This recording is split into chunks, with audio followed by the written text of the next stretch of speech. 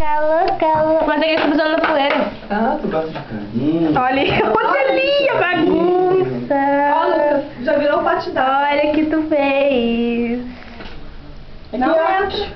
Olha, aqui, ó. Ele nem pediu pra entrar nenhuma vez. Ela já...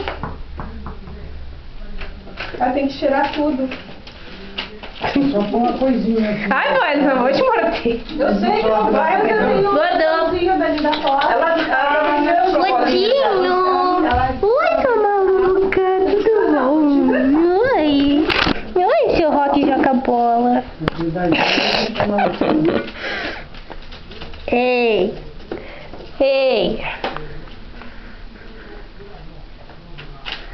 A hora que ele se interessar pela bola, ela fica.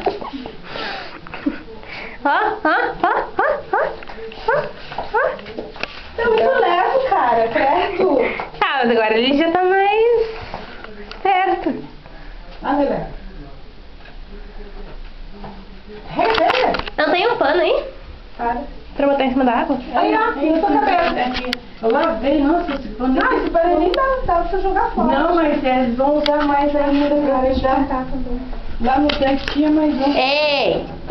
Cadê ele que eu vou ajudar pra tá pano ali na sala? Eu fui. Felipe! Tinha mais um de molho no tanque, não tá aí, Tá né? aqui ainda.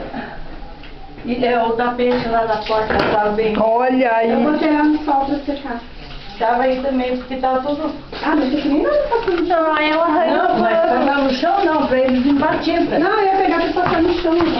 Não sei agora. Olha ali! Ô, sua maluca! Sou eu pra escolher. Os dois. Não é? Ela é muito maluca, né? Eu continuo nos dois. Olha, mas esperto. Mas ele fica maluco mais quando ela tá esperto, junto. Ai, que mudo! Aí a mancha definiu. Eles ficam bem fora. Vai ter aqui, vai ter aqui. E ele não vai ficar preto, não. Quando ele der uma partida. Por enquanto ele é preto. Por enquanto. Mas não vai ficar manchado. Olha isso, que é muito louco. Agora tá querendo água. Agora acabou a água. Vamos brigar por causa do pano agora.